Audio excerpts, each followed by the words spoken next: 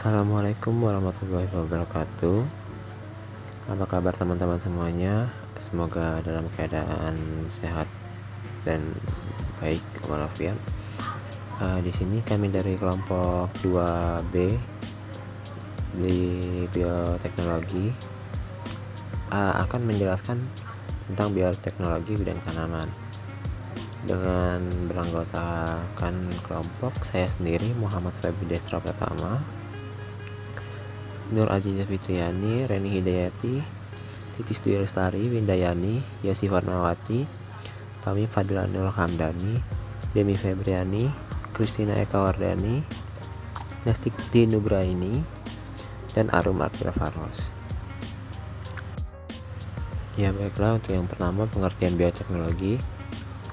Bioteknologi itu sudah kita ketahui berasal dari dua kata, yaitu kata bio dan teknologi. Kata bio itu dapat diartikan sebagai kehidupan, sedangkan teknologi diartikan sebagai suatu metode ilmiah yang digunakan untuk mencapai tujuan secara praktis. Jadi bioteknologi ini bisa diartikan itu metode ilmiah yang dilakukan dan dapat dilakukan dalam kehidupan untuk mencapai tujuan secara praktis tadi. Lalu bioteknologi merupakan sebuah cabang ilmu pengetahuan yang mempelajari kegunaan atau manfaat makhluk hidup, bakteri, fungi, virus, dan lain-lain, maupun produk dari makhluk hidup dari menggunakan enzim dan alkohol dalam sebuah proses produksi untuk menghasilkan produk berupa barang dan jasa. Nah, perkembangan bioteknologi ini tidak hanya didasari pada ilmu biologis mata, tapi juga ilmu-ilmu lainnya seperti ilmu kimia, ilmu fisika ada juga. Oke, selanjutnya bioteknologi bidang pertanian. Teknologi pertanian ini merupakan penerapan dari ilmu-ilmu penerapan dan teknik pada kegiatan pertanian. Jadi pada tahun 1985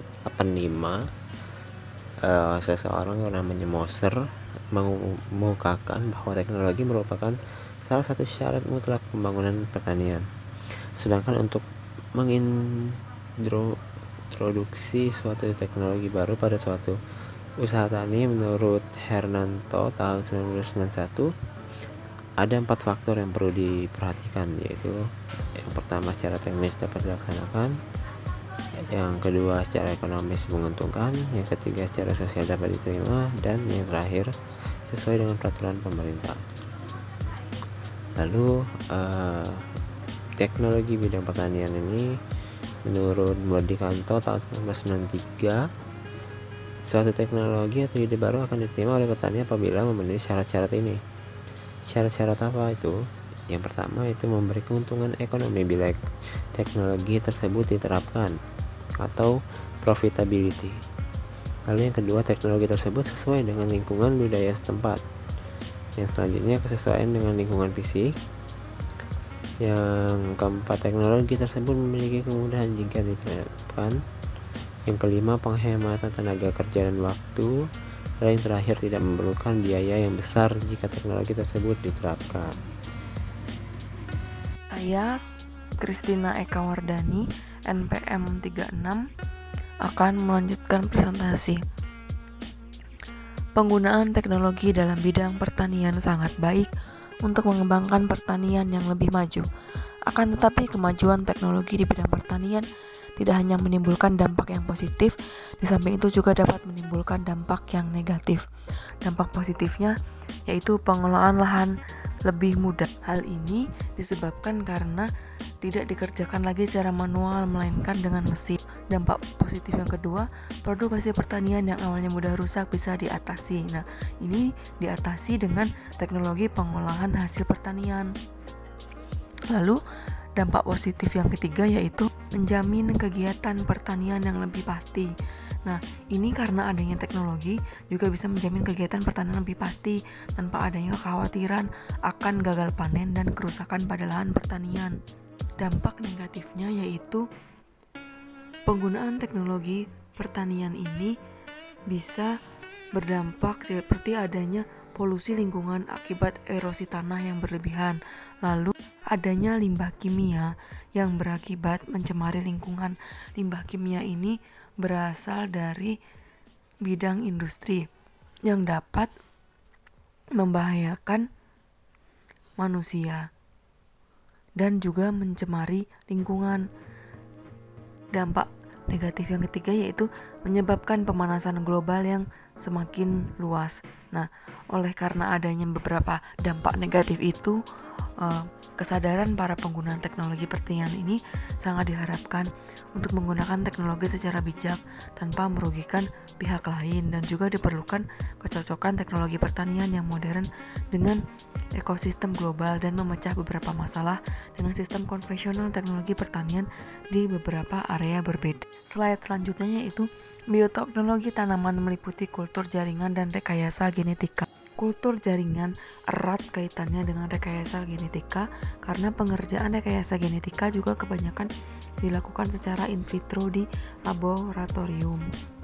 Selain itu, sistem regenerasi tanaman transgenik juga membutuhkan ilmu kultur jaringan, sehingga orang yang bekerja di bidang rekayasa genetika wajib mengetahui prinsip-prinsip kerja dalam kultur jaringan. Para ahli telah banyak memanfaatkan bioteknologi untuk mengatasi masalah yang sering dihadapi oleh para petani, misalnya hama tanaman, waktu panen yang lama, hasil panen yang kurang baik, lahan yang kurang, serta variasi benih yang sedikit. Para petani terbantu dengan adanya bioteknologi, dan kini mereka dapat dengan mudah menyelesaikan masalah-masalah dalam bidang pertanian. Bioteknologi pertanian memberikan banyak manfaat. Manfaat-manfaat itu diantara lain adalah menghasilkan keturunan dengan sifat yang unggul, meningkatkan pertumbuhan dan perkembangan tanaman, serta melipat gandakan hasil pertanian, menghasilkan produk agribisnis yang berdaya saing tinggi, terciptanya tanaman yang tahan dalam berbagai hama serta kondisi, terciptanya tanaman yang dapat menimbulkan pupuknya sendiri, dan mengurangi pencemaran lingkungan serta menekan biaya produksi. Slide selanjutnya yaitu perkembangan bioteknologi dalam bidang pertanian. Bidang pertanian telah berkembang sangat pesat dan menghasilkan temuan dan aplikasi-aplikasi baru dalam produksi pertanian yang sebelumnya tidak pernah terbayangkan akan dapat dicapai serta mempunyai pengaruh luas dalam berbagai gatra kehidupan manusia. Kegiatan pada bidang pertanian dapat dibagi menjadi 3 generasi. Generasi yang pertama adalah kegiatan menghasilkan benih, generatif dan vegetatif. Benih pertanian yang dihasilkan melalui bioteknologi meliputi pengembangan dan penyediaan benih unggul, sehingga dapat meningkatkan kualitas, produktivitas, dan kualitas tanaman, serta mempunyai ketahanan terhadap hama dan penyakit. Perbanyakan benih vegetatif dapat dilakukan melalui kultur jaringan atau tissue culture ataupun embryogenesis. Generasi kedua adalah kegiatan menghasilkan teknik budidaya pada bidang pertanian. Perkembangan bioteknologi telah memberikan terobosan pada bidang pertanian, seperti percepatan untuk menghasilkan suatu varietas tanaman baru. Dan juga kemajuan teknologi pertanian ini juga sudah mencapai tingkat molekuler, yaitu mikroba dimanfaatkan sebagai vektor atau pembawa sifat genetik yang dapat mentransfer sifat dari satu organisme ke organisme lainnya, baik yang mempunyai hubungan kekerabatan dekat ataupun sebaliknya. Contohnya ini mikroba sebagai starter untuk memproduksi pupuk, biofertilizer dan dekomposer ataupun pestisida. Lalu teknik kontrol jaringan, teknologi DNA, rekombinan dan berbagai rekayasa genetik pada tanaman dengan menggunakan mikroba yang menguntungkan untuk efisiensi input budidaya tanaman. Generasi yang ketiga yaitu kegiatan menghasilkan produk agroindustri atau menghasilkan produk agribisnis yang berdaya saing tinggi. Saya Anggi Nugraheni akan melanjutkan presentasi tentang aplikasi bioteknologi. Saat ini, aplikasi bioteknologi modern untuk pemenuhan kebutuhan manusia masih terkait erat dengan penggunaan bioteknologi konvensional yang telah berkembang sebelumnya. Dalam penyediaan pangan, Selain menggunakan pendekatan bioteknologi modern, beberapa peneliti masih mengandalkan teknologi konvensional untuk menghasilkan benih tanaman berkualitas. Misalnya tanaman yang sama, intraspesies, atau antar spesies dari genus yang sama, interspesies, atau antar genus dari satu famili, intergenus. Selanjutnya, teknik dalam bidang bioteknologi pertanian. Yang pertama, seleksi perkawinan konvensional dan hibridisasi. Para ilmuwan sekarang dapat memindahkan gen-gen khusus untuk sifat yang diinginkan ke dalam tanaman. Proses ini berjalan cepat dan pasti karena tanaman menunjukkan beberapa keuntungan bagi para ahli genetik. Selanjutnya, cloning atau menumbuhkan tanaman dari sel tunggal. Pada umumnya, sel-sel tanaman berbeda dengan hewan, tetapi satu ciri khas sel tanaman yang penting untuk bioteknologi adalah beberapa tanaman dapat melakukan regenerasi dari satu sel. Tumbuhan yang baru terbentuk memiliki tiruan baru atau klon dari sel induk. Kemampuan alami sel tanaman ini membuatnya menjadi ideal untuk penelitian genetik. Setelah materi genetik yang baru dihasilkan di dalam sel tanaman, maka sel tersebut dengan cepat membentuk tanaman dewasa dan para peneliti dapat mengetahui hasil modifikasi genetik pada waktu yang relatif singkat. Baik, selanjutnya saya Reni Hidayati akan menjelaskan mengenai lanjutan tentang teknik dalam bidang bioteknologi pertanian, yaitu mengenai fusi protoplasma. Jadi, fusi protoplas merupakan gabungan protoplas dengan protoplas lain dari beberapa spesies, kemudian membentuk sel yang dapat tumbuh menjadi tanaman hibrid.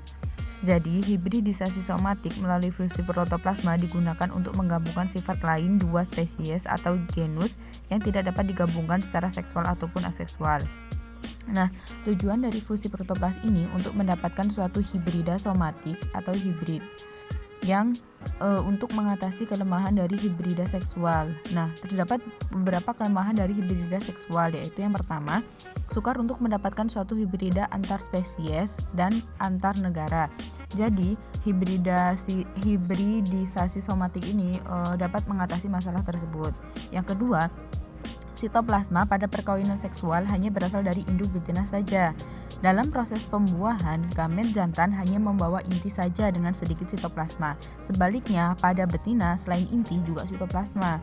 Nah, untuk mendapatkan sitoplasma dari kedua tetua itu diadakan fusi antara sitoplasma. Jadi, fusi protoplasma atau fusi protoplas dapat dimanfaatkan untuk melakukan persilangan antar spesies atau galur tanaman yang tidak memungkinkan untuk dilakukan.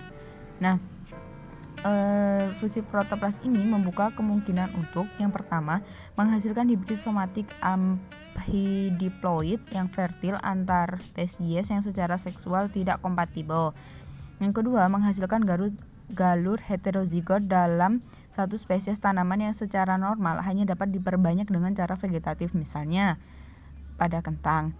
Yang ketiga, memindahkan sebagian informasi genetik dari satu spesies ke spesies lain dengan memanfaatkan fenomena yang disebut penghilangan kromosom atau kromosom elimination. Dan yang terakhir, memindahkan informasi genetik yang ada di sitoplasma dari satu galur atau spesies ke galur atau spesies lain.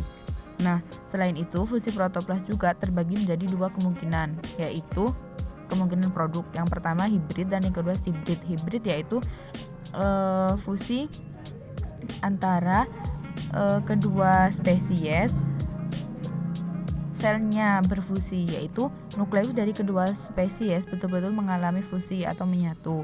Jadi nukleusnya dari kedua spesies menyatu. Dan hibrid, sitoplasmik hibrid atau heteroplas, yaitu sitoplasmanya saja yang mengalami fusi atau sitoplasma yang mengalami fusi sedangkan informasi genetik dari salah satu induknya hilang. Jadi informasi genetik atau nukleusnya tidak ikut bergabung. Jadi dia yang bergabung hanya sitoplasmanya saja. Baik, saya Windayani NPM 42 akan melanjutkan penjelasan yang telah disampaikan sebelumnya. Nah, sekarang kita akan membahas mengenai teknik potongan daun atau leaf fragment technique. Transfer genetik terjadi secara alami pada tanaman dalam merespon organisme patogen.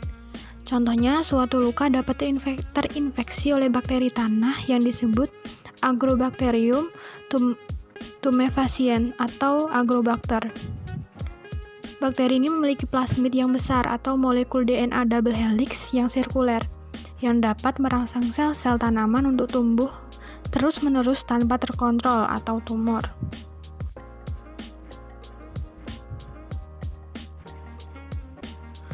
Oleh karena itu, plasmid ini dikenal sebagai tumor inducing atau TI plasmid. Sedangkan hasil dari tumor tersebut disebut crown gall. Selama infeksi, bakteri ini mentransfer sebagian kecil materi genetik yang dimilikinya atau tDNA ke dalam genom sel tanaman inang. Setelah diinsersi, gen-gen bakteri tersebut diekspresi oleh sel-sel tanaman yang terinfeksi.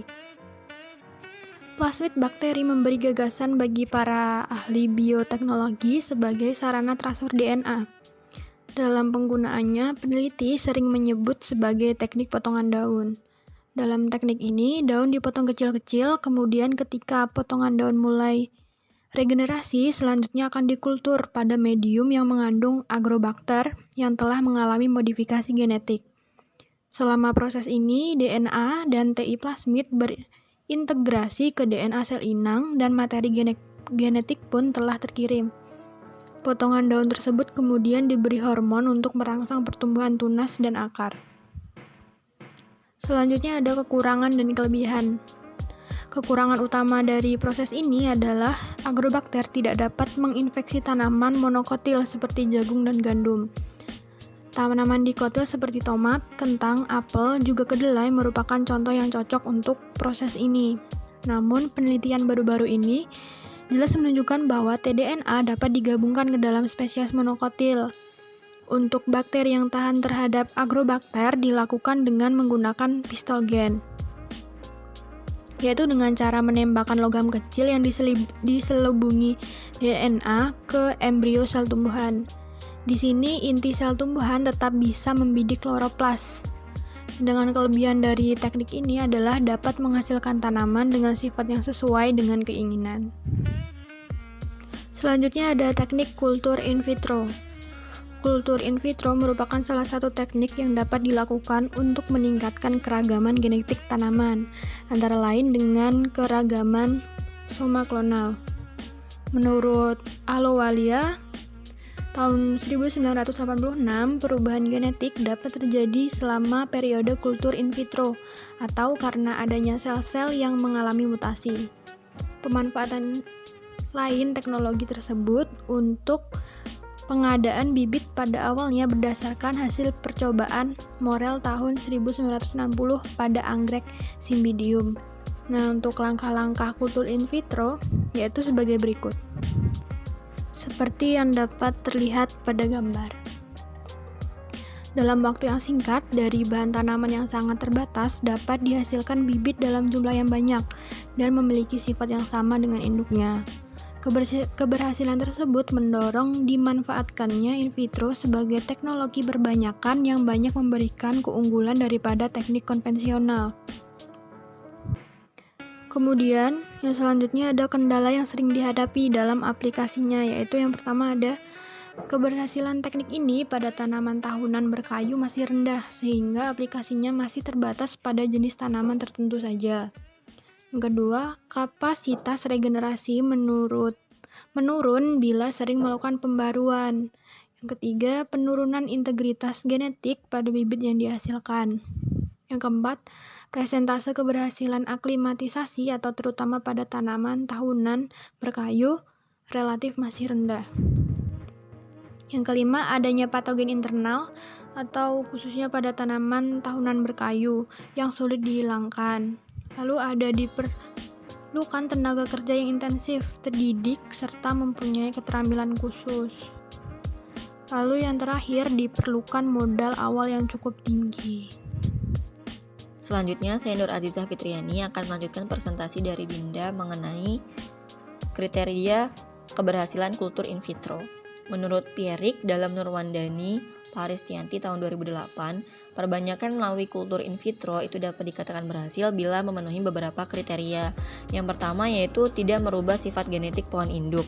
Yang kedua, seleksi kuat pada bahan tanaman yang akan digunakan sebagai ekspan agar bebas penyakit. Yang ketiga, teknik perbanyakan yang tidak terlalu rumit dan kemampuan regenerasi yang tetap tinggi dan ekonomis. Namun, ada faktor yang menghambat proses regenerasi, antara lain yaitu yang pertama, daya meristematis yang rendah, lalu tingkat oksidasi fenol yang tinggi, lalu jaringan sklerenkima. Yang keempat yaitu kandungan inhibitor organik yang tinggi, lalu kurangnya faktor perakaran, kandungan lignin yang tinggi, dan yang terakhir gugurnya tunas daun yang lebih dini. Selanjutnya yaitu ada hidroponik dan aquaponik. Yang pertama yaitu hidroponik. Hidroponik ini adalah cara bercocok tanam alternatif di perkotaan karena yang pertama mudah, lalu terkendali dan bisa dilakukan di media tanpa tanah bahkan di dalam rumah.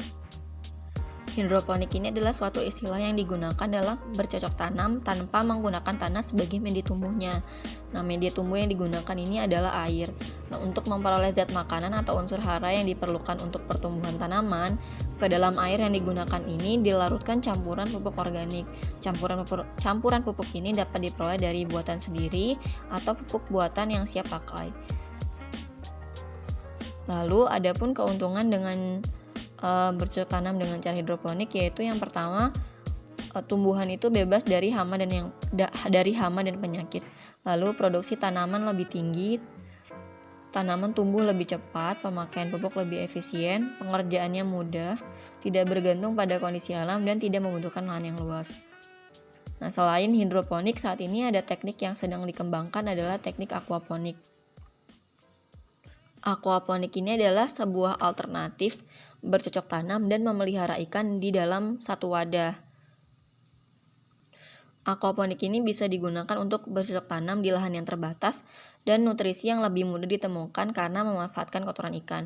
Jadi aquaponik ini adalah sebuah kombinasi antara aquakultur dan hidroponik dalam lingkungan yang bersifat simbiotik. Kenapa bersifat simbiotik? Karena dalam aquakultur ekskresi dari ikan yang dipelihara itu akan terakumulasi di air dan meningkatkan toksisitas air jika tidak dibuang. Lalu dalam aquaponik, ekskresi ikan atau kotoran ikan ini akan dipecah menjadi nitrat dan nitrit melalui proses alami dan dimanfaatkan oleh tanaman sebagai sumber nutrisi. Kemudian air akan bersirkulasi kembali ke sistem aquakultur. Baiklah, saya Titis Dwi Lestari, NPM 30, akan melanjutkan presentasi dari saudari Nur Azizah. Selanjutnya mengenai tanaman transgenik. Nah, jadi tanaman transgenik ini pertama kalinya dibuat pada tahun 1973 oleh Herbert Boyer and Stanley Cohen. Nah, pada tahun 1988 telah ada sekitar 23 tanaman transgenik. Nah, pada tahun 1989 terdapat 30 tanaman dan pada tahun 1990 sudah ada lebih dari 40 tanaman. Nah, jika dikaji secara sederhana, tanaman transgenik ini dibuat dengan cara mengambil gen-gen tertentu yang baik pada makhluk hidup lain untuk disisipkan pada tanaman. Nah, penyisipan gen ini melalui suatu vektor atau perantara yang biasanya menggunakan bakteri Agrobacterium tumefaciens untuk tanaman dikotil atau tanaman monokotil. Nah, jadi bakteri ini dapat mentransfer DNA atau gen yang dimilikinya ke dalam suatu tanaman. Kemudian diinokulasikan pada tanaman target untuk menghasilkan tanaman yang dikehendaki. Selanjutnya, ada tujuan dari pengembangan tanaman transgenik. Yang pertama, menghambat pelunakan buah, contohnya pada tomat.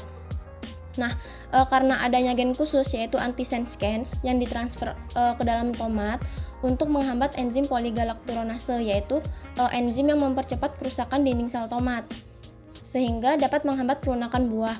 Kemudian yang kedua, tahan terhadap serangan insektisida, herbisida, dan virus, contohnya kedelai dan pepaya. Yang ketiga, meningkatkan nilai gizi tanaman.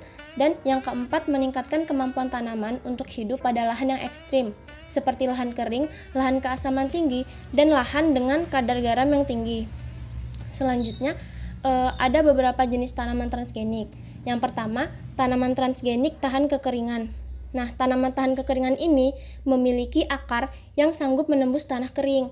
memiliki kutikula yang tebal sehingga mengurangi kehilangan air dan kesanggupan menyesuaikan diri dengan garam di dalam sel. Nah, salah satu gen yang berperan dalam mengatasi kekeringan pada tanaman yaitu ada gen yang mengkode pembentukan prolina. Transformasi gen tersebut yang merupakan penyandi enzim dalam biosintesis prolina ke tanaman tembakau di bawah kendali promoter konstitutif meningkatkan produksi prolina dan meningkatkan juga toleransi tanaman transgenik terhadap stres kekeringan. Kemudian yang kedua, tanaman transgenik resisten hama, di mana terdapat bakteri Bacillus thuringiensis yang menghasilkan protein toksin sewaktu terjadi sporulasi atau saat bakteri membentuk spora.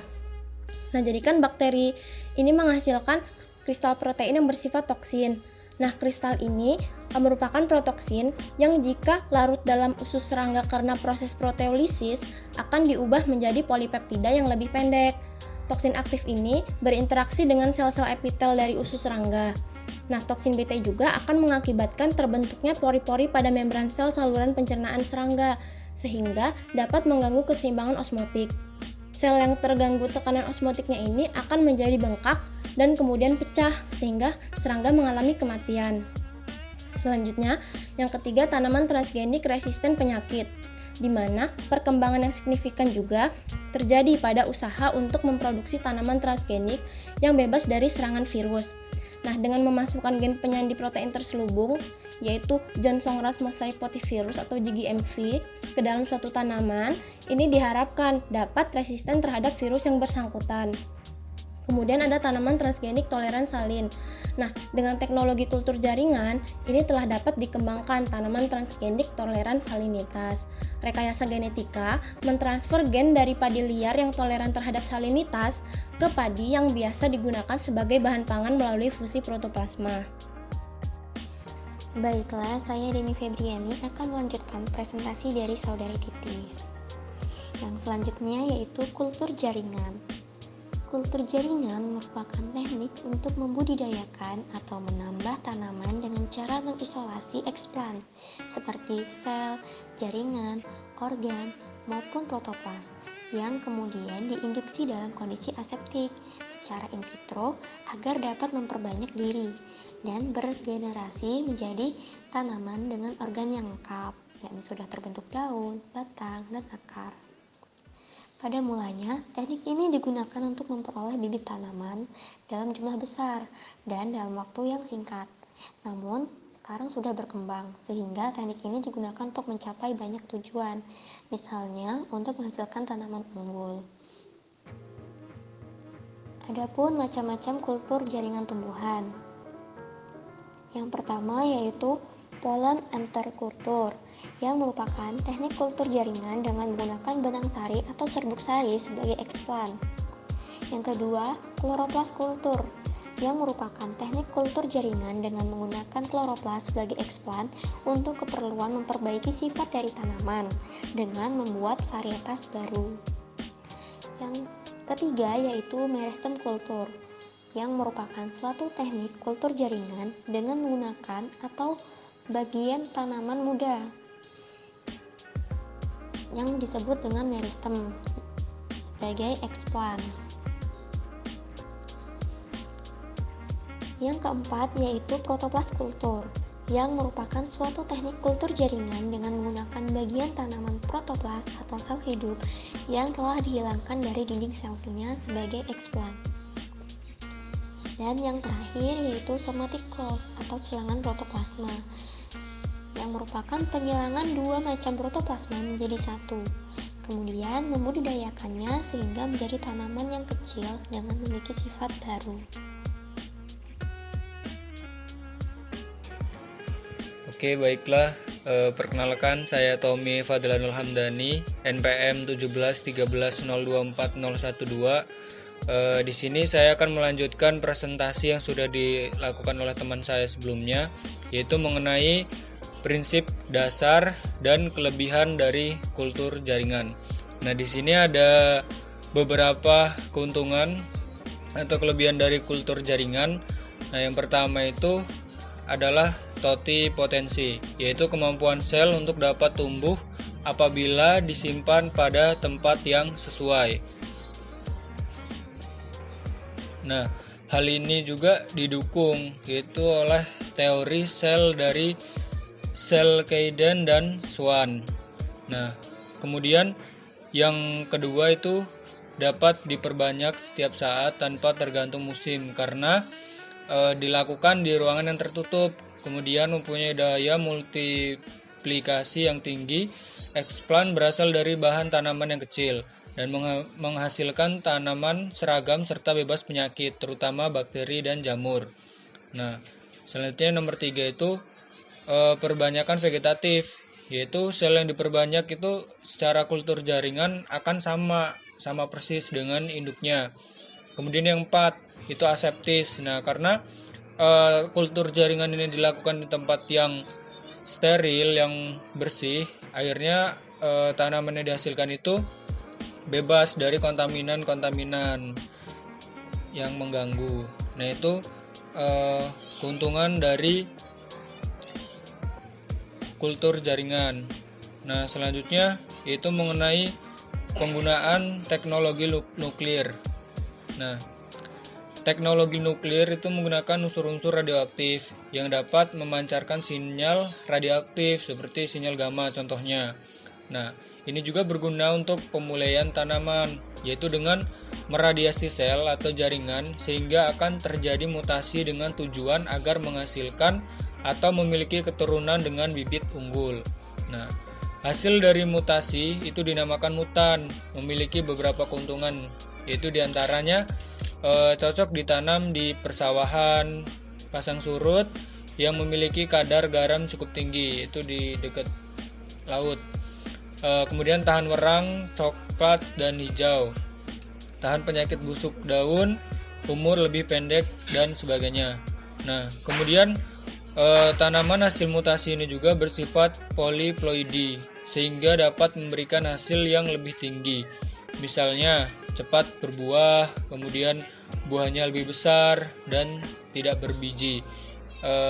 Artinya di sini banyak sekali pemanfaatan teknologi nuklir guna meningkatkan kualitas tanaman, baik secara ketahanan tanaman itu sendiri maupun dari hasil panennya nanti.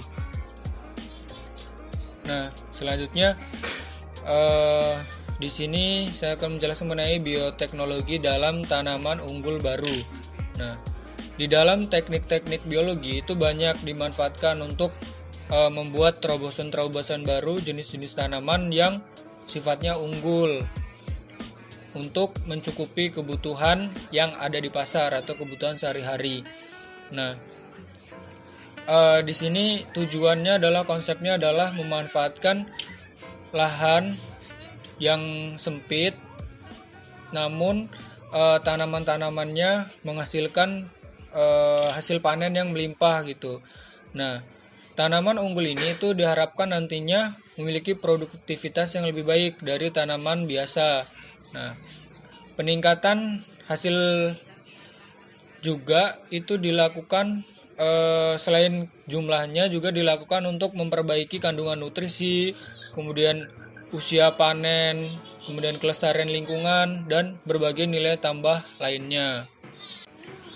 Sehingga dengan demikian, dengan adanya bioteknologi ini dalam tanaman unggul baru akan memberikan keuntungan yang lebih bagi para petani-petani yang menerapkan konsep bioteknologi atau yang menggunakan bibit unggul hasil dari bioteknologi. Nah, untuk selanjutnya akan dijelaskan oleh rekan saya yang berikutnya. Terima kasih.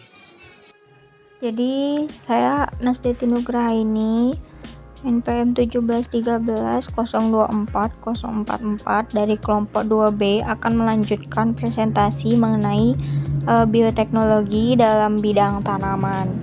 Jadi yang seperti yang sudah dijelaskan oleh teman-teman saya sebelumnya, jadi contoh dari bioteknologi di bidang tanaman itu sangat banyak sekali. Nah, salah satunya itu dia tuh menghasilkan sebuah jenis tanaman yang baru.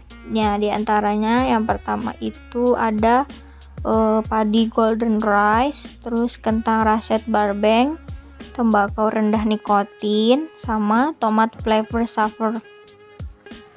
Nah, kalau padi Golden Rice itu padi yang paling utama di dunia, dan dia itu jadi prioritas di dalam bidang bioteknologi karena padi si Golden Rice itu dia kan pertama dikenali itu tahun 2001. Nah, padi ini nantinya tuh diharapin bisa membantu orang-orang yang mengalami kebutaan dan kematian karena kekurangan vitamin A dan besi.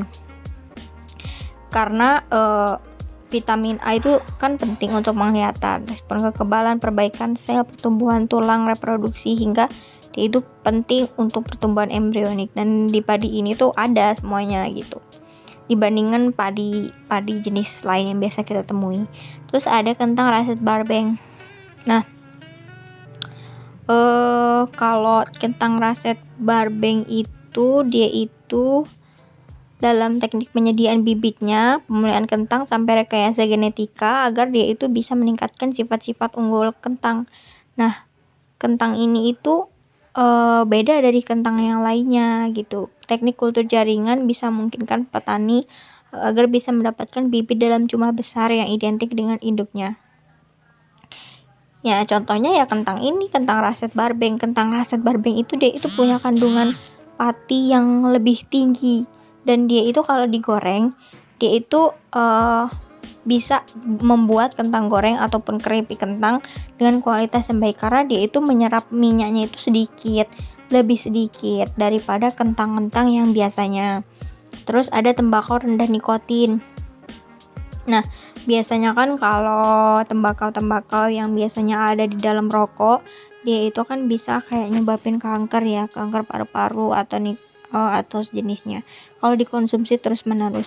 Nah, kalau tembakau rendah nikotin ini beda karena pada tahun 2001 tembakau ini tuh diklaim tuh bisa mengurangi resiko serangan kanker akibat merokok karena dia itu bebas nikotin. Hasil bioteknologi lain juga dilakukan untuk tanaman tembakau. Contohnya yaitu dengan meningkatkan aroma menggunakan gen aroma dari tanaman lain. Jadi dia itu pakai gen aroma dari tanaman lain. Nah, contoh yang udah berhasil itu biasanya dia itu bisa digabungin sama aroma buah lemon. Terus ada tomat flavor saver. Nah, kalau tomat flavor saver itu dia itu tomat yang dia itu kalau mateng dia itu nggak cepet rusak atau busuk. Nah, kan kalau tomat-tomat lain itu kan biasanya dia itu matangnya cepet, terus dia itu tuh tapi dia kalau udah mateng rusak sama busuknya juga cepet, apalagi kalau nggak disimpan di lemari pendingin gitu. Nah, kalau tomat ini tuh enggak, kalau tomat ini tuh dia nggak mudah rusak sama busuk gitu. Jadi adanya sifat dari tomat ini dia itu bisa berguna kalau misalkan pengiriman buah ke tempat yang jauh sebelum tiba di tangan konsumen. Jadi ketika tomat ini sudah sampai nantinya kalau misalkan diekspor, dia itu masih segar dan tidak membusuk gitu. Jadi itu saja yang bisa saya sampaikan. Untuk pembahasan selanjutnya akan disampaikan oleh rekan saya. Terima kasih. Baik, nama saya Yosi Fatmawati, NPM 1713024 054, akan meneruskan pembahasan mengenai bioteknologi bidang tanaman. Saya akan membahas mengenai dampak hasil pembibitan tanaman unggul. Nah, dari dampak ini, yang pertama ada peningkatan kandungan nutrisi. Dia itu terjadi pada pisang, cabai, stroberi, dan ubi jalar. Yang kedua, ada peningkatan rasa, misalnya pada tanaman tomat, cabai, buncis, dan kedelai. Dan yang ketiga, ada peningkatan kualitas produk, misalnya pada pisang, cabai, stroberi, dengan tingkat kesegaran dan tekstur yang lebih baik. Dan yang keempat, yaitu mengurangi reaksi alergi, misalnya pada tanaman polong-polongan, dengan kandungan protein penyebab alergi yang lebih rendah. Dan yang kelima, yaitu kandungan bahan berkhasiat obat, misalnya pada tanaman tomat dengan kandungan lycopene yang tinggi yang berguna sebagai antioksidan untuk mengurangi kanker. bawang dengan kandungan alisin untuk menurunkan kolesterol.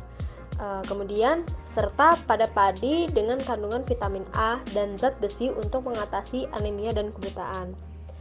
Dan yang keenam, yaitu tanaman yang mampu memproduksi vaksin dan obat-obatan untuk mengobati penyakit manusia, misalnya pada tanaman tembakau yang telah direkayasa sehingga menghasilkan vaksin penyakit kanker. Dan yang terakhir, ada tanaman dengan kandungan nutrisi lebih baik untuk pakan ternak. Jadi untuk pakan ternak saja dia itu ada tanaman dengan kandungan nutrisi yang lebih baik sehingga dia dapat menghasilkan ternak yang lebih baik juga gitu. Nah, selanjutnya ada manfaat bioteknologi dalam bidang pertanian. Nah, dalam bidang pertanian ini bioteknologi itu dapat diaplikasikan. Sekarang ini para ilmuwan itu berhasil meningkatkan tampilan buah dan sayuran.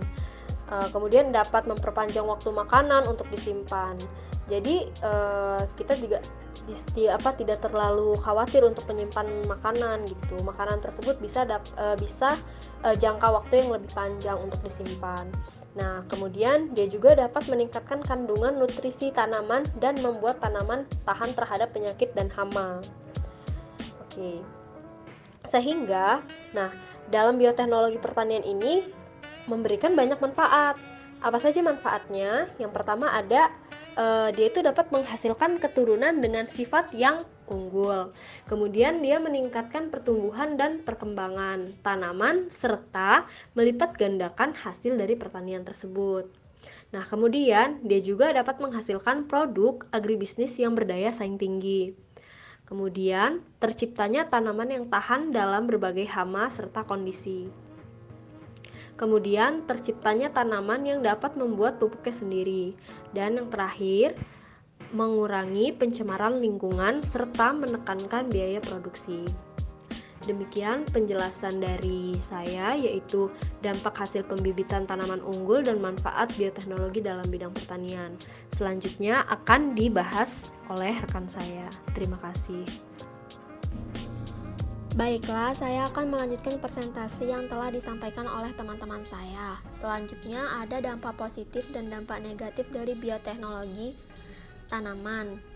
Dampak negatifnya yaitu yang pertama, munculnya pencemaran biologis berupa penyebaran organisme transgenik yang tak terkendali. Lalu yang kedua, terdapat gangguan keseimbangan ekosistem. Nah, ini diakibatkan oleh perubahan dinamika populasi. Selanjutnya yang ketiga, terdapat kerusakan tatanan sosial masyarakat. Nah, kenapa dia bisa merusak? Ini terjadi ketika cloning pada manusia tidak terkendali. Lalu yang keempat, tersingkirnya berbagai plasma nufta alami atau lokal. Nah, kenapa? Karena flora dan fauna lokal ini terdesak oleh kehadiran flora dan fauna transgenik, sehingga plasma nufta alam ini dapat tersingkir.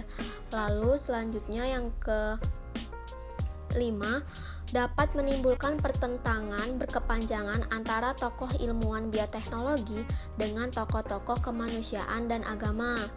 Selanjutnya yang keenam, timbulnya reaksi alergi pada manusia yang mengkonsumsi tanaman atau hewan transgenik. Yang terakhir atau yang ketujuh yaitu munculnya penyakit-penyakit baru dan kerentanan terhadap penyakit akibat pemanfaatan tanaman atau hewan transgenik tersebut.